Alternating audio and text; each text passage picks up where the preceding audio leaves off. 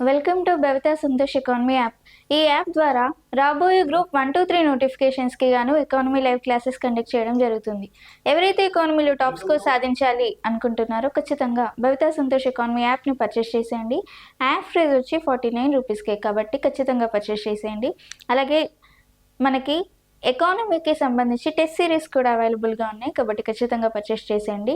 అలాగే భవితా సంతోష్ ఎకానమీలో daily current affairs అనేవి తెలుగు మరియు ఇంగ్లీష్ మీడియంలో కూడా అవైలబుల్గా ఉన్నాయి, కాబట్టి ఖచ్చితంగా పర్చేస్ చేసేయండి. అండ్ ఈరోజు డైలీ కరెంట్ అఫైర్స్లో భాగంగా డిసెంబర్కి సంబంధించిన కరెంట్ అఫైర్స్ 1 నుంచి 7 వరకు దాదాపుగా వారం రోజుల ఇన్ఫర్మేషన్ని ఇవ్వడం జరుగుతుంది, కాబట్టి ఖచ్చితంగా భవితా సంతోష్ ఎకానమీ ఛానల్ని సబ్స్క్రైబ్ చేయండి. ఇలాంటి కరెంట్ అఫైర్స్ ఇన్ఫర్మేషన్ కావాలి అనుకున్న వాళ్ళు ఖచ్చితంగా ఛానల్ని సబ్స్క్రైబ్ చేయండి, అలాగే యాప్ని పర్చేస్ చేసేయండి. అండ్ ఈరోజు డైలీ కరెంట్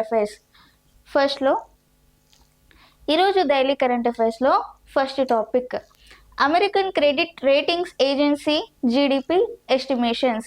మనకి అమెరికన్ క్రెడిట్ రేటింగ్స్ ఏజెన్సీ అనే ఈ సంస్థ మనకి జీడిపి రేటింగ్స్ని అంచనా వేయడం జరిగింది. మరి ఆ జీడిపి రేటింగ్స్ని ఎంతవరకు అంచనా వేసింది అంటే గత సంవత్సరంలో ఈ అమెరికన్ క్రెడిట్ రేటింగ్ ఏజెన్సీ అనేది ఎంతవరకు అంచనా వేసింది, అలాగే ఈ సంవత్సరానికి సంబంధించిన జీడిపి రేట్ని ఎంతవరకు అంచనా వేసింది. మరి దీన్ని చూసుకునే కంటే ముందుగా జీడిపి, గ్రాస్ డొమెస్టిక్ ప్రోడక్ట్. ముందుగా జీడిపి అంటే ఏంటి? జీడిపి అంటే ఒక దేశ భౌగోళిక సరిహద్దులో జరిగే అంతిమ వస్తు సేవల ఉత్పత్తిని మనం జీడిపి అంటాం. So the final value of goods and services that are produced in the boundaries of given area is called GDP. మరి ఈ జీడిపిని అమెరికన్ క్రెడిట్ రేటింగ్స్ ఏజెన్సీ గత సంవత్సరంలో అంటే గత ఆర్థిక సంవత్సరంలో దాదాపుగా 7%గా ఈ జీడిపిని అంచనా వేసింది. మరి ఈ సంవత్సరానికి గాను అంటే 25-26 ఆర్థిక సంవత్సరంలో ఈ జీడిపి రేట్ యొక్క అంచనాలను దాదాపుగా 6 పాయింట్లకు తగ్గించి 6.4గా అంచనా వేయడం జరిగింది. ఎప్పుడు అమెరికన్ క్రెడిట్ రేటింగ్స్ ఏజెన్సీ వారు ఇప్పుడు అంటే ఈ సంవత్సరానికి కావాల్సిన జీడిపి అంచనాలను 6.4%గా అంచనా వేయడం జరిగింది. So American credit ratings agency GDP estimations in 2025. In 24-25, in a financial year of 24-25, the GDP estimations of American Credit Ratings Agency is 7% in a previous year. Now, the present year, in a financial year of 2025, April 1st to 2026 March 1st financial year, the estimations of American Credit Ratings Agency is 6.4%, and this is about American Credit Ratings Agency GDP estimations. Next, World AIDS Day. మనకి AIDS day అని ప్రతి సంవత్సరం 1st డిసెంబర్కి మనం AIDS డేని celebrate చేసుకుంటాం. మరి ఈ AIDS డేని ఎందుకు సెలబ్రేట్ చేసుకుంటారు ఫస్ట్ డే నాడు అంటే ఎయిడ్స్ డేకి సంబంధించి ఈ ఎయిడ్స్పై ప్రజలలో అవగాహన తీసుకురావడానికి, అలాగే ఈ ఎయిడ్స్ పైన ఈ ఎయిడ్స్ కారణంగా ఎవరైతే చనిపోయారో వాళ్ళని స్మరించడం కోసం ప్రతి సంవత్సరం ఈ వరల్డ్ ఎయిడ్స్ డేని 1st డిసెంబర్ నాడు నిర్వహించడం జరుగుతుంది. మరి వరల్డ్ ఎయిడ్స్ డే ఈ సంవత్సరానికి గాను ఏ థీమ్తో సెలబ్రేట్ చేశారు అంటే overcoming disruption transforming the AIDS response అనే థీమ్తో ఈ సంవత్సరానికి గాను ఈ 1st డిసెంబర్ నాడు ఎయిడ్స్ డేని సెలబ్రేట్ చేయడం జరిగింది. మరి ఈ ఎయిడ్స్ డేలో భాగంగా WHO, UNAIDS,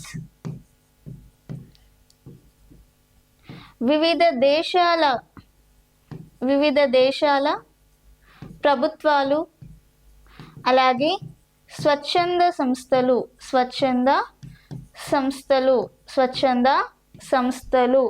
కలిసి 2030 నాటికి ఎయిడ్స్ని కంప్లీట్గా నిర్మూలించాలి అన్న ఉద్దేశంతో ప్రపంచవ్యాప్తంగా ప్రచారాలు నిర్వహించడం జరిగింది. మరి ఇది వరల్డ్ ఎయిడ్స్ డే 1 డిసెంబర్కి సంబంధించి. So the World AIDS Day was celebrated every year on 1st December. So the reason of celebrations of AIDS Day is to raise the awareness on the peoples and also remembering who are passed away because of the AIDS. And the theme of AIDS Day celebrations on 1st December 2025 was overcoming disruption, transforming the AIDS response. So in these celebrations of AIDS Day,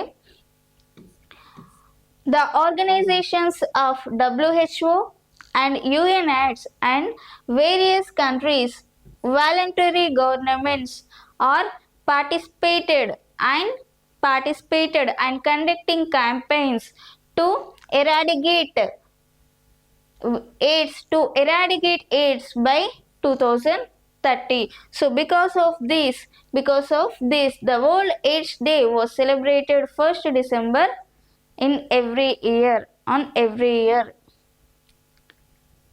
Next, India's first coral reef research institute in Andaman Nicobar. భారతదేశంలో మొట్టమొదటిసారిగా పగడపు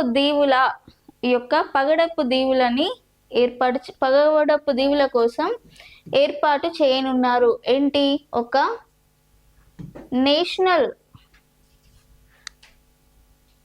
coral relief research institute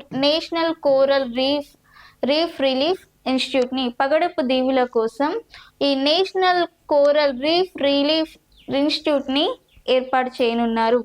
మరి ఎక్కడ ఏర్పాటు చేస్తున్నారు అంటే అండమాన్ నికోబార్ దీవుల్లో ఈ national coral relief institute ని ఏర్పాటు చేస్తున్నారు. ఈ మరి ఎవరు ఏర్పాటు చేస్తున్నారు అంటే భారత ప్రభుత్వం ఈ నేషనల్ కోరల్ రిలీఫ్ ఇన్స్టిట్యూట్ ని అండమాన్ నికోబార్ దీవుల్లో ఏర్పాటు చేయనున్నారు. దాదాపుగా ఎంత వ్యయంతో వీళ్ళు ఏర్పాటు చేస్తున్నారు అంటే 120 కోట్ల వ్యయంతో ఈ అండమాన్ నికోబార్ దీవుల్లో నేషనల్ కోరల్ రిలీఫ్ ఇన్స్టిట్యూట్ ని ఏర్పాటు చేయనున్నారు. మరి దీనికి సంబంధించి ఈ రీసెర్చ్ ఇన్స్టిట్యూట్ ని ఎందుకు ఏర్పాటు చేస్తున్నారు అంటే ఇక్కడ అండమాన్ నికోబార్ దీవుల్లోని తీర ప్రాంతాల సంరక్షణ కోసం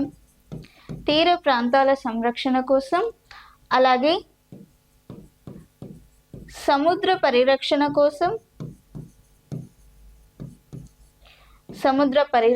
కోసం అలాగే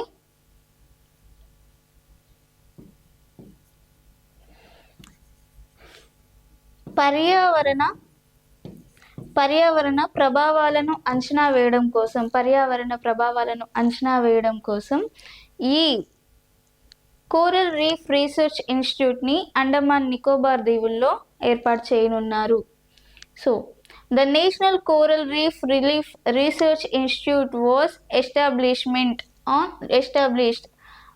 in Andaman Nicobar Islands. So Indian government wants to establish this National Coral Reef Institute in Andaman Nicobar Islands. So this project, the value of this project around 120 crores. So the purpose of establishment of this National Coral Reef Research Institute in Andaman Nicobar Islands are to conservation of coastal areas, and to conservation of ocean areas and to conservation of or the forecasting of environmental changes. And because of these reasons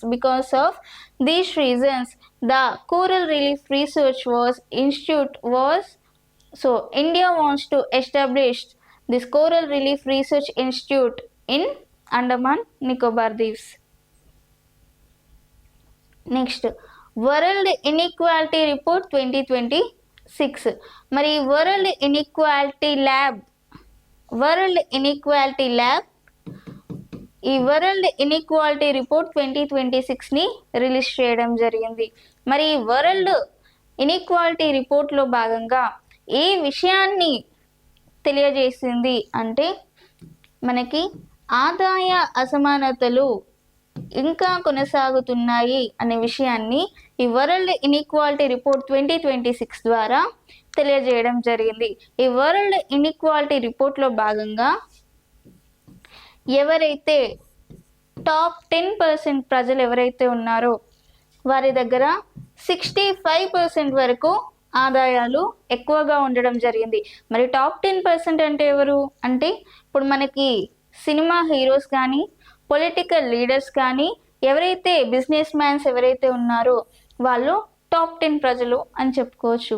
అలాంటి top 10 ప్రజలు ఎవరైతే ఉన్నారో ఆ top 10 ప్రజల దగ్గర దాదాపుగా 65% వరకు అధిక ఆదాయం ఉంది అని చెప్పి ఈ వరల్డ్ ఇన్ఈక్వాలిటీ రిపోర్ట్ వారు తెలియజేయడం జరిగింది. అలాగే టాప్ 1% వాళ్ళ దగ్గర ఎవరైతే టాప్ 1% ప్రజలు ఎవరైతే ఉన్నారో వాళ్ళ దగ్గర దాదాపుగా 40% వరకు అధిక ఆదాయం ఉంది అని చెప్పి ఈ ఆదాయ అసమానతల సూచిలో వివరించడం జరిగింది.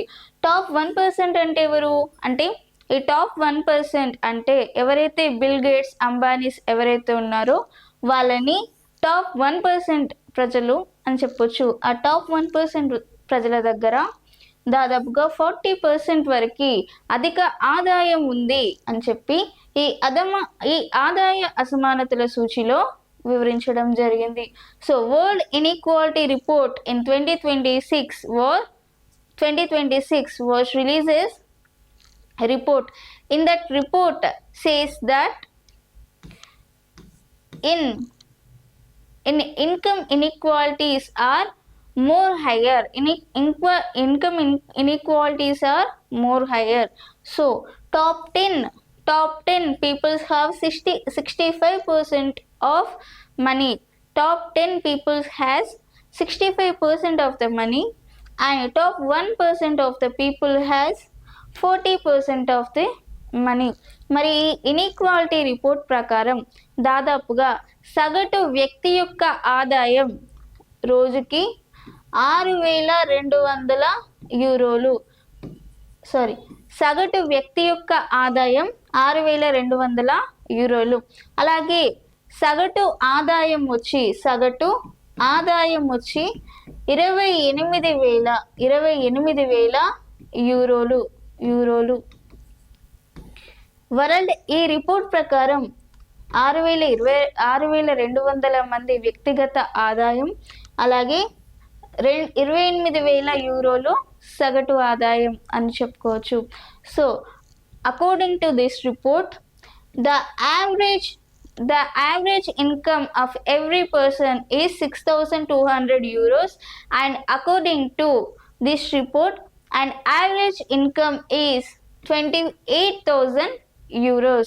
And this is about World Inequality Report 2026. Next passport index 2025. మరి పాస్పోర్ట్ ఇండెక్స్ 2025 అనే ఈ సూచిని ఎవరు రిలీజ్ చేశారు అంటే గ్లోబల్ ఫైనాన్షియల్ ఆథరైజేషన్ ఆర్గనైజేషన్ వారు ఈ పాస్పోర్ట్ ఇండెక్స్ 2025ని రిలీజ్ చేయడం జరిగింది. మరి ఈ ఇండెక్స్ ప్రకారం దాదాపుగా యుఏఈ మొదటి స్థానంలో నిలవడం జరిగింది. దాదాపుగా వరుసగా ఏడు సార్లు యుఏఈ అనేది అతి శక్తివంతమైన పాస్పోర్ట్గా వరుసగా 7 సార్లు నిలవడం జరిగింది. మరి 2-3 స్థానాల్లో ఏ దేశాలు ఉన్నాయి అంటే 2-3 స్థానాల్లో సింగపూర్ మరియు స్పెయిన్ అనే దేశాలు వరుసగా 2-3 స్థానాల్లో నిలవడం జరిగింది. మరి దీనిలో భాగంగా యుఏఈ ఎన్ని మొబిలిటీ స్కోర్స్ని సాధించింది అంటే దాదాపుగా 179 మొబిలిటీ స్కోర్ని సాధించింది. మరి 2-3 స్థానాల్లో నిలిచిన సింగపూర్ మరియు స్పెయిన్లు దాదాపుగా 175 మొబిలిటీ స్కోర్స్ని సాధించడం జరిగింది. మరి ఇండియా అనేది ఈ పాస్పోర్ట్ ఇండెక్స్ 2025లో ఏ స్థానంలో ఉంది అంటే 67వ స్థానంలో నిలిచింది.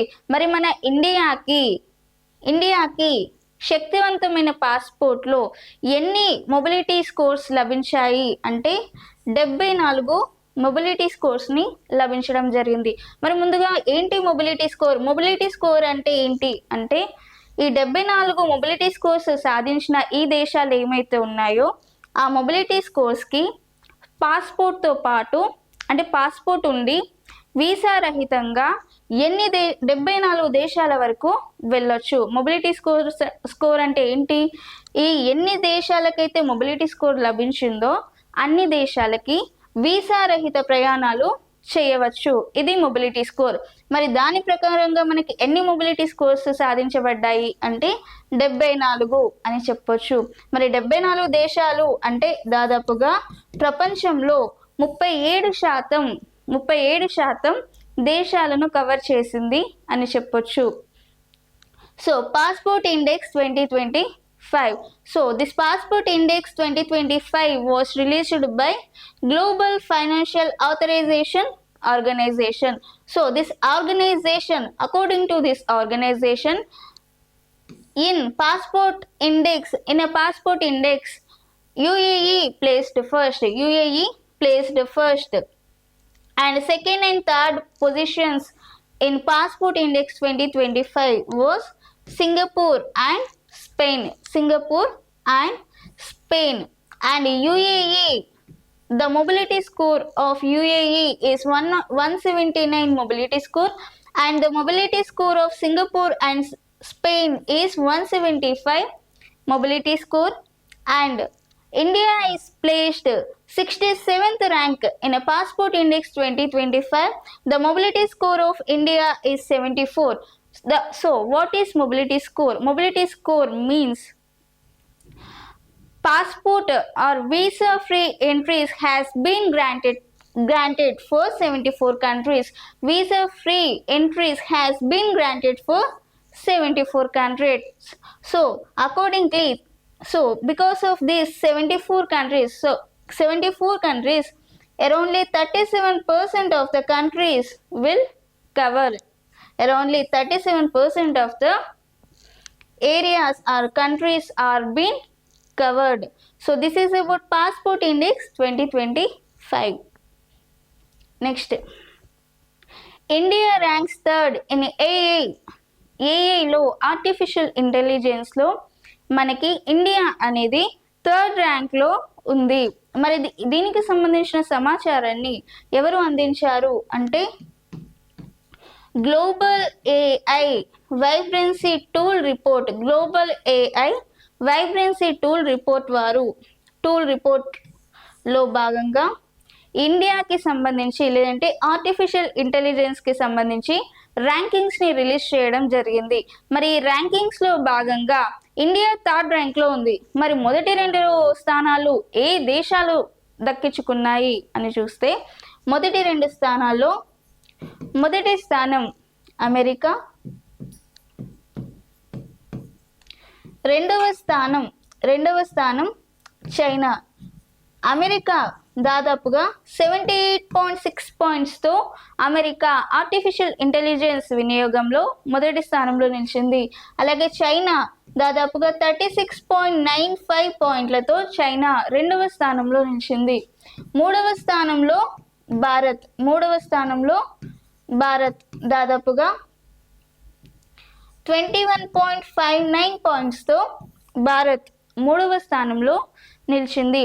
ఇంతకు ముందు ఆర్టిఫిషియల్ ఇంటెలిజెన్స్ ర్యాంకింగ్ విషయానికి వస్తే భారత్ అనేది 7వ స్థానంలో ఉండేది. కానీ ఇప్పుడు 4 స్థానాలు మెరుగుపడి 3వ స్థానానికి రావడం జరిగింది. అంటే భారత్లో ఆర్టిఫిషియల్ ఇంటెలిజెన్స్ వినియోగం ఏ రకంగా ఉంది అని తెలుసుకోవచ్చు. మనకి ఆర్టిఫిషియల్ ఇంటెలిజెన్స్ పైనే మన ప్రపంచం అనేది ఆర్టిఫిషియల్ ఇంటెలిజెన్స్ పైనే పని చేయడం జరుగుతుంది.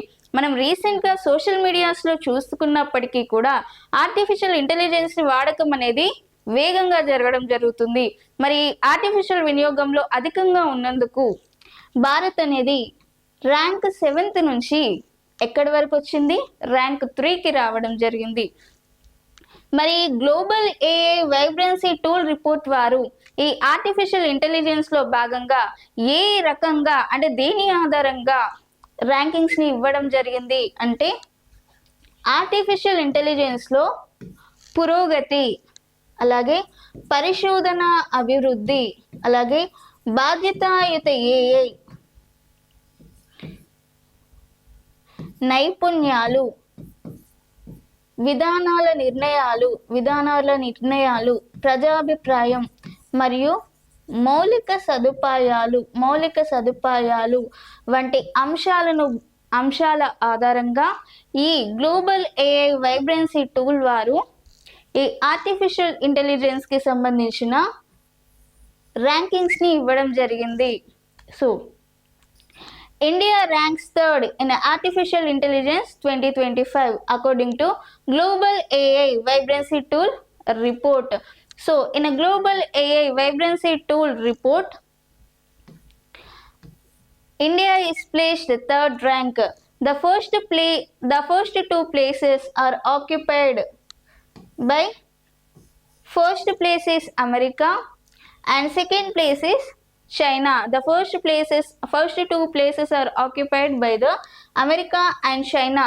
So first place America with 78.6 points and second place China with 36.95 and third place is Bharat with 21.59 points.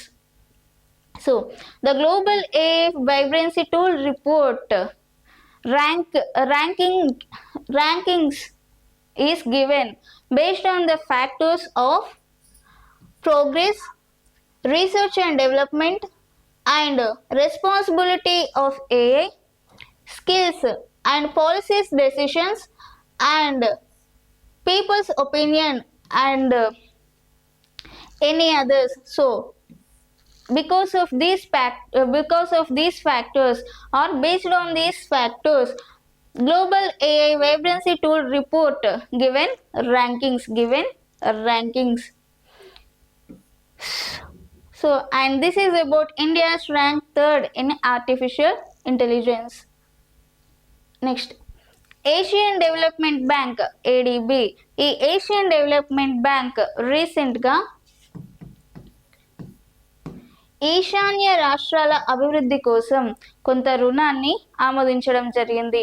మరి ఎంత రుణాన్ని ఈశాన్య రాష్ట్రాల అభివృద్ధి కోసం ఎంత రుణాన్ని ఆమోదించింది అంటే దాదాపుగా 475.8 బిలియన్స్ రుణాలని ఆమోదించడం జరిగింది. మరి ఇందులో భాగంగా అస్సాం రాష్ట్రానికి దాదాపుగా 396.8 యుఎస్ డాలర్స్ల రుణాన్ని అందించింది. అలాగే మేఘాలయకి 77 బిలియన్స్ రుణాన్ని అందించడం జరిగింది. మరి ఈశాన్య రాష్ట్రాల డెవలప్మెంట్ కోసం ఈ ఏషియన్ డెవలప్మెంట్ బ్యాంక్ రుణాలని అందించింది. మరి ఎలాంటి రకమైన అభివృద్ధిని చేయాలన్న ఉద్దేశంతో అందించింది అంటే అస్సాం రాష్ట్రంలో ఉన్నత ఆరోగ్య సేవల కోసం, ఉన్నత ఆరోగ్య సేవల కోసం, అలాగే విద్య వైద్య ఆధునీకరణ కోసం, ఆధునీకరణ కోసం అస్సాంలో దాదాపుగా 396.8 బిలియన్స్ వరకు రుణాన్ని ఆమోదించడం జరిగింది. మరి మేఘాలయలో 77 బిలియన్స్ రుణాన్ని అందించడం జరిగింది. మరి దేనికోసం అంటే eco tourism,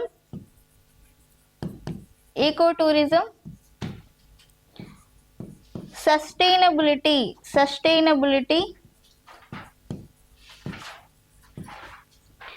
eco tourism, sustainability livelihoods, అలాగే మహిళా సాధికారిత కోసం 77 బిలియన్స్ని ఆమోదించడం జరిగింది. So this is about Asian Development Bank. So Asian Development Bank approves a loan to develop northeastern states. So around 475.8 billions are approved to northeastern countries to develop northeastern countries. So in this case, Asian Development Bank approved to Assam up to 396.8 billions and to develop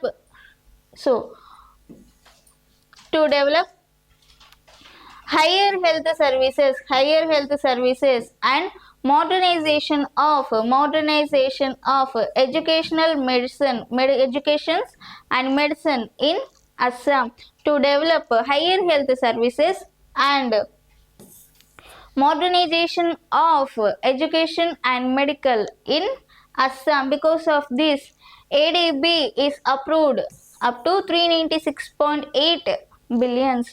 So and ADB is approved around $77 billion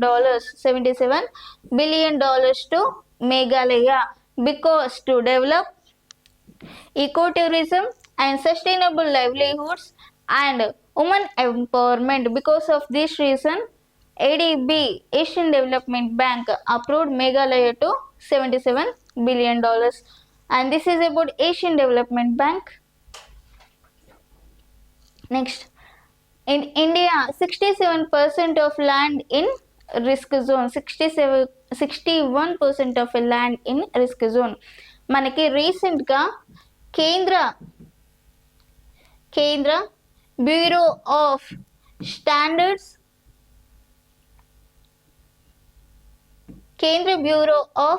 Indian standards లేదంటే central bureau of Indian standards వారు రీసెంట్గా ఒక రిపోర్ట్ని release చేయడం జరిగింది. ఆ రిపోర్ట్లో భాగంగా ఇండియా అనేది 61% అనేది రిస్క్ జోన్లో ఉంది అని చెప్పి ఈ రిపోర్ట్లో భాగంగా వివరించడం జరిగింది. మరి ఏ ఏరియా ఇండియాలో 61% వరకు ఇక్కడ రిస్క్ జోన్లో ఉంది అంటే దాదాపుగా హిమాలయ ప్రాంతం ఏదైతే ఉందో అది దాదాపుగా హయ్యర్ రిస్క్ జోన్లో ఉంది అని చెప్పి ఈ వివరించడం జరిగింది. మరి హయ్యర్ రిస్క్ జోన్లో ఉన్న హిమాలయాస్ని 6th జోన్లో చేర్చడం జరిగింది. అంతకుముందు 2 దశాబ్దాల నుండి హిమాలయాస్ అనేవి రిస్క్ జోన్లో లేవు, ఇక్కడ ఎలాంటి విపరీత సంఘటనలు ఏవీ జరగలేదని, ఇప్పుడే ఈ హిమాలయాలు ఉన్న ప్రాంతం రిస్క్ జోన్లో ఉంది అని చెప్పి central bureau of Indian standards వారు వివరించడం జరిగింది. ఇందులో భాగంగా హిమాలయాల్స్ని ఏ జోన్లో చేర్చారు? 6th జోన్లో చేర్చడం జరిగింది. అంతకుముందు హిమాలయాస్ 4th లేదంటే 5th జోన్లో ఉండేది. ఇప్పుడు ఎందులోకి చేంజ్ చేశారు? 6th జోన్కి చేంజ్ చేయడం జరిగింది. So recently central bureau of Indian standards release A report. So in that report, India of in India 61% of land is in risk zone. So what is the region? So the region of Himalayas in India was 61% of land is in risk zone. So in this case, Himalayas are included in 6th zone. Himalayas are included in 6th zone. In previously, Himalayas are there in 4th and 5th zones. 4th and 5th zones. మరి ఇది ఈరోజు daily current affairs. మీకు ఇలాంటి topics ఇంకా కావాలి అనుకుంటే ఖచ్చితంగా భవిత Santosh economy యాప్ని పర్చేస్ చేసేయండి. అలాగే ఛానల్ని సబ్స్క్రైబ్ చేయండి. Thank you.